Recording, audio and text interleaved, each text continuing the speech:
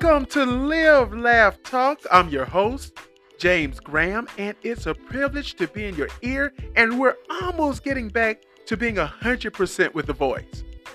In this episode, we will begin with the topic entitled Creativity and Innovation in Various Aspects of Life.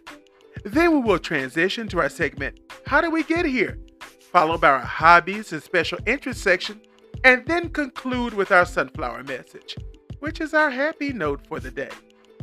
If you have something on your mind, an idea, show idea possibly, send it to us at admin@livelaughtalk.com. In addition, if listening on Spotify, you can add a voice memo as well as comments and participate in our poll. Also, wherever it is that you listen to the podcast, please follow us so that you are notified of the new episodes when they're released. The topic that we will begin with is entitled Creativity and Innovation in Various Aspects of Life. Creativity and innovation play vital roles in various aspects of life, fostering progress and problem solving across different domains. Whether in business, technology, the arts, or everyday living, they enable us to be creative in a way that we can innovate and we can come up with new ideas. If we look at the business world, creative thinking can lead to innovative products, services, and business models, giving companies a competitive edge. Innovation in technology drives advancements in fields like artificial intelligence, renewable energy, and healthcare, improving our quality of life. Even in the world of art and culture, creativity fuels artistic expressions from music and literature to visual arts, allowing for new forms of self-expression and cultural understanding. Creative teaching methods and innovative educational tools enhance learning experiences, making education more engaging and effective. And if we look at the world of medicine, medical research relies on innovation to develop new treatments, devices, and therapies, ultimately saving lives and improving healthcare outcomes. Seems like every year we get some new way, some new surgery, or maybe a new medication, or a new procedure that jumps in there and saves lives like never before. Innovations in sustainable practices and clean technologies are essential for addressing environmental challenges. Also, they can enhance personal development by encouraging unique problem solving and self expression.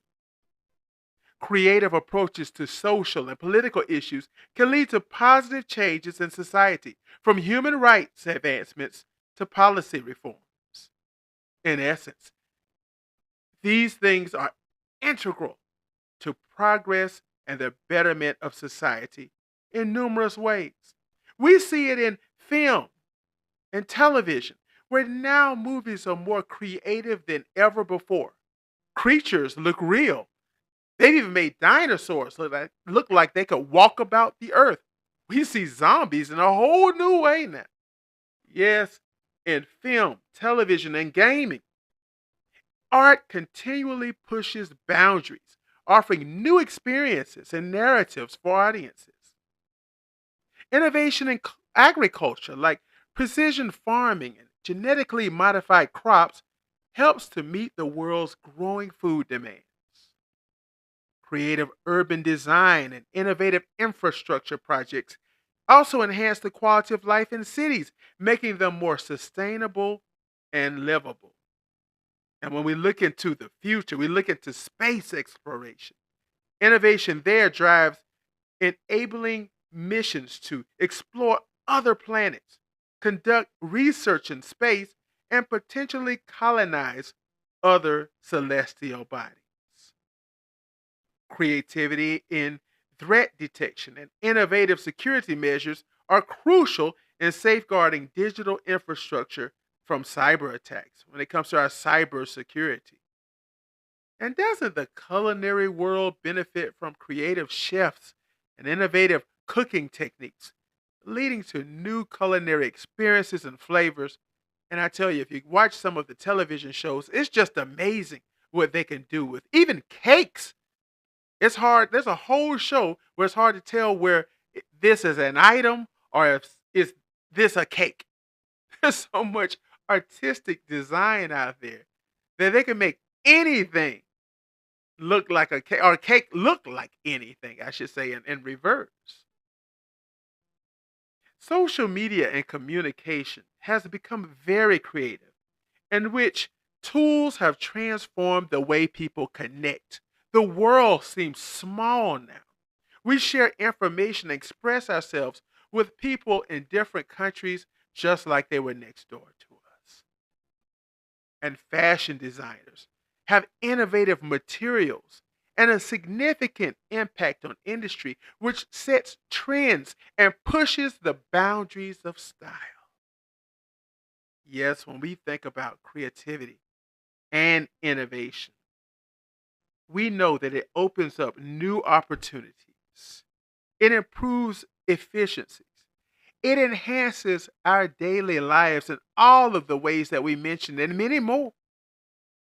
They drive progress and are essential for addressing the challenges and opportunities of our ever changing world. So, what does that mean for us? Well, it means that we have to get on board. We can no longer sit back and say, well, I don't like using this form of technology, or I don't like that. Because if we do, we're going to get left behind. The best thing for us to do is, as these new things come about, just like a few years ago, when the idea of a tablet came about, oh, it was ridiculed. It was hilarious. People made fun of it. But look at the tablet today. This podcast in its entirety is recorded, produced, and saved on an iPad. We couldn't even imagine this years ago. But now there's so much technology that's coming around the corner. And I've even found myself sitting back saying, well, I'm not going to get into this or that. And I'll mention one technology in particular. I've said, well, me and electric cars, I don't know if we'll ever get together. James better get on board because they're not slowing down on making electric cars. They're slowing down on combustibles. So what am I going to do? Am I going to just sit back and drive old combustible engines forever? Well, if I live in this world long enough, I'm going to have to make a change. And that's with every one of us, with everything that's going to continue to come about over time. So I implore you, embrace creativity and innovation. Don't hold back. And when the kids bring it to us, to our doorsteps, because that's usually who's attracted to new things, let's not push them back. Let's not tell them to ignore it. Because the wonderful thing about innovation is it keeps making life better.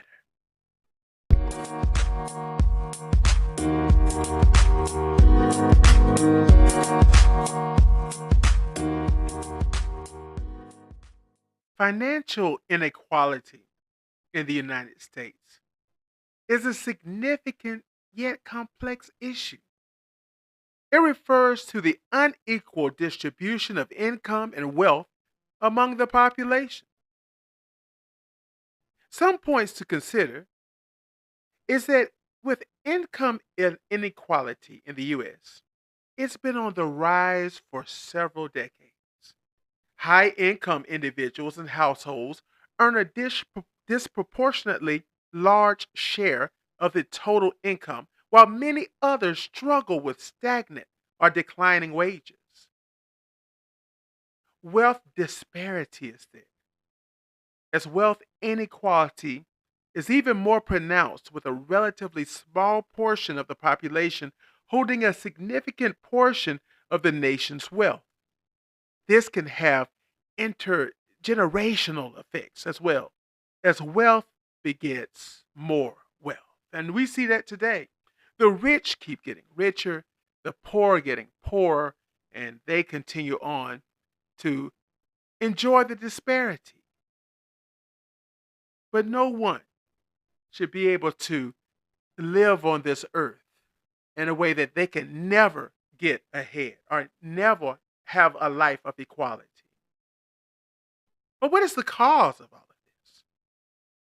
Well, several factors contribute to financial inequality, including differences in education, access to opportunities, tax policies, globalization, technological changes, discrimination, systemic biases. All of this play a role in the inequality that we see today financially.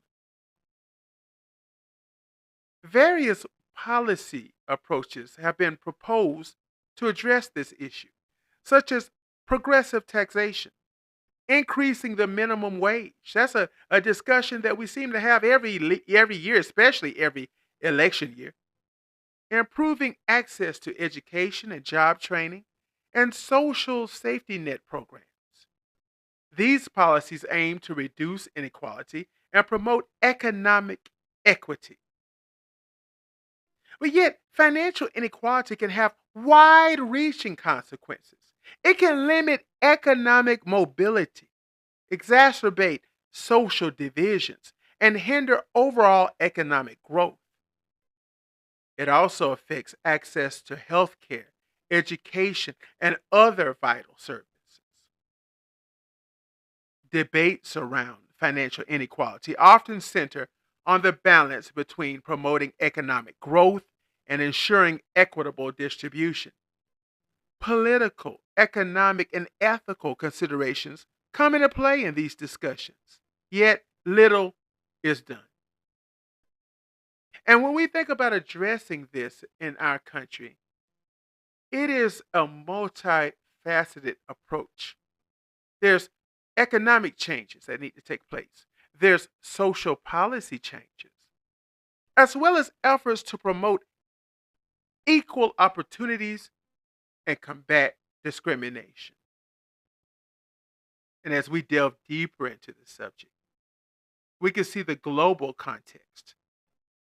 While financial inequality is a concern in many countries, the U.S. is often noted for its exceptionally high levels of inequality compared to other developed nations. This has led to discussions about the American dream and the belief that hard work can lead to upward mobility. Yes, we see this on a large scale now. Now we have literally a 1% who seem to have it all. And the poor and their percentage continues to grow. More people are considered at poverty levels now than ever before. So as rich people get richer, the poor literally continue to grow. More of them than any other segment when we look at financial segregation. And financial inequality can affect social mobility, making it harder for individuals with lower income backgrounds to move up the economic ladder. And this has long term implications for education and also employment opportunities, as well as the quality of life. Wealthy individuals and corporations often have significant political influence, which can shape policies and regulations in ways that may perpetuate or exacerbate financial inequity. Campaign finance, lobbying, and corporate interests can all impact policy decisions when it comes to political influence. And how hard it is to talk about the racial and the gender disparities. Yet, financial inequality is often intertwined with these disparities. Minority groups and women on average face more significant economic challenges, which can be linked to historical discrimination and bias. Movements and discussions, such as The Occupy Wall Street movement and the Black Lives Matter movement have drawn attention to issues of financial inequality, emphasizing the need for change and social justice. Yet the economic implications are many. Reducing financial inequality is not just a matter of social justice, it can have economic benefits as well. A more equitable distribution of resources actually can lead to increased consumer spending, economic stability, and overall prosperity. And how do we measure this financial inequality? Well, it's often measured using metrics like the coefficient, the G coefficient, which quantifies income or wealth distribution. And these metrics help policymakers and researchers understand the scope of the problem. But yet, what is done? What is done? Very little. Efforts to address this are really they're ongoing with a focus on a combination of economic, social, and political reforms. Yet, the poor are no longer a 25 percentile. They're the majority. And this is a central topic of debate in the United States. And we're going to hear more of it as we're about to enter an election year. And this is far reaching. Our economy cannot survive if we enjoy having people get poorer. This is not how the country was built. The prosperity of few can't be the prosperity, period, in this country. Will not survive. And yet, we have to turn, when we think about all of this, we ponder it, and we see the downfall that it has. We have to turn around and ask ourselves, how did we get here?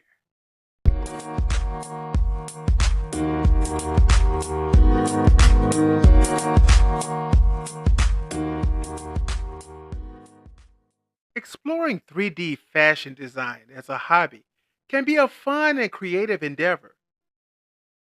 Some of the things that we may want to do when getting into this is to look at some of the designs out there already. Can you imagine that we as a society can create designs right on our laptops or our tablets or our smartphones by just using applications that would give a 3D effect so that we can have at our disposal the greatest art of all time? I remember talking to a fashion designer at one time, and she was telling me how she would hand draw her designs. And we know some of the most famous designers of all time. That's how they got their claim to fame. But now, a layman can get on a tablet and create the most beautiful dresses, or possibly the most beautiful tuxedo in the world. Well, how is this done? Well, first of all, we've got to learn the basics if we're going to use this as a hobby. Begin by familiarizing ourselves with the fundamentals of fashion design, such as garment construction, pattern making, and fabric selection. And many online courses and tutorials can help you learn these skills. We want to invest in 3D fashion design software like CLO, Marvelous Designer, or Browseware. These tools allow you to create 3D clothing designs and visualize how they will look on virtual models. There's also the concept and inspiration in our designs. We want to find our inspiration.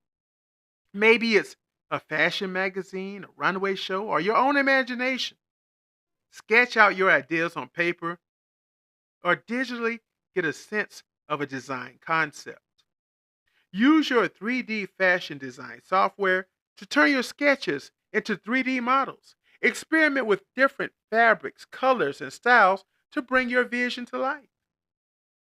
You can have also a virtual fitting. Yes, one of the advantages of 3D fashion design is the ability to virtually fit your designs on digital models. This allows you to see how garments drape and fit, making it easier to refine the design if necessary. And yet, we don't want to be afraid to experiment with different styles and techniques. Let's try creating various types of clothing, from casual wear to all types of different textures and materials, as well as formal wear. There's online communities if we want a group to join and to have camaraderie with. There's forums, all types of ways to reach out for community and feedback from other 3D fashion designers. Yes, sharing your work and getting feedback from others can help you improve your skills and gain new ideas. Consider creating an online portfolio or social media presence to showcase your 3D fashion designs. And this can help you connect with like minded individuals and potentially even gain recognition for your work. And let's learn continuously. The world of fashion design is constantly evolving. Stay up to date with the latest trends and technologies in 3D fashion by attending workshops, webinars, or reading fashion related publications. This hobby is all about having fun, as all of ours are, and expressing our creativity. There are no strict rules, so one can feel free to explore, innovate, and develop unique styles. If you enjoy working with others, what a joy this will be because you can consider collaborating with other 3D artists, photographers, or even fashion enthusiasts. Collaborative projects can lead to fresh ideas and new perspectives. While 3D design is primarily a digital hobby, you can also explore real world applications. Some designers use these rendered designs as inspiration for sewing physical garments. And if possible, attend fashion shows, exhibitions, or local fashion events. These experiences can be inspiring and provide insight into the fashion industry. Participate in design challenges or competitions. These can help you to test your skills, meet fellow designers, and gain exposure. Explore the history of fashion. That way, you can gain a better understanding of different styles, eras, and design aesthetics. This knowledge can inform and enrich your own designs. If you're passionate, if you're passionate about your hobby, you could even consider turning it into a small business by selling digital fashion designs or even offering design services. And don't limit yourself to clothing. You can also design accessories like handbags, shoes, or jewelry. Yes, 3D fashion designing as a hobby allows you to merge technology and artistry, which opens up a world of creative possibilities. Whether you're designing for virtual fashion shows, personal enjoyment, or sharing your work with others, it's a hobby that offers endless opportunities for self expression and exploration. Let's get involved. Our sunflower message is one of the most famous poems ever written. It is named Still I Rise by Maya Angelou. You may write me down in history with your bitter, twisted lies. You may trod me in the very dirt, but still like dust, I rise. Does my sassiness upset you? Why are you beset with gloom? 'Cause I walk like I've got oil wells pumping in my living room? Just like moons and like suns, with a certainty of tides. Just like hopes springing high, still I'll rise. Did you want to see me broken? bowed head and lowered eye, shoulders falling down like teardrops weakened by my soulful cries. Does this haughtiness offend you? Don't you take it awful hard? 'Cause I laugh like I've got gold mines digging in my own backyard. You may shoot me with your words. You may cut me with your eyes. You may kill me with your hatefulness, but still like air I'll rise. Does my sexiness upset you? Does it come as a surprise that I dance like I've got diamonds at the meeting of my thighs? Out of the huts of history's shame, I rise. Up from a past that's rooted in pain, I rise. I'm a black ocean, leaping and wide, welling and swelling. I bear in the tide, leaving behind nights of terror and fear. I rise. And to a daybreak that's wondrously clear, I rise. Bringing the gifts that my ancestors gave, I am the dream and the hope of a slave. I rise. I rise. I rise. Can't get more powerful than that. Each one of you, we hope that you embrace those words and that you rise. Whether you're listening to this morning and you're a little downtrodden, or maybe it's the afternoon and you wish it was better days, or maybe you're having just a terrible week overall. Rise. Don't be rooted in pain. Don't have those shoulders hanging low. Remember the words of the beautiful poetess, Maya Angelou. On Cash App at $Live Laugh Talk, on Twitter at Live Laugh Talker, also on Spotify. Please press the $. Please donate to the podcast. Remember to rate us the highest on your podcast platform. Tell your friends, family, colleagues, peers, enemies, whoever. Tell everybody about it. And remember to go to Etsy and search "How Did We Get Here?" for our merchandise. There's still more to come, but there you'll find plenty, and we're so happy about it. This is James and Georgia's baby boy signing off, and as you know, I can't wait to talk with you again soon.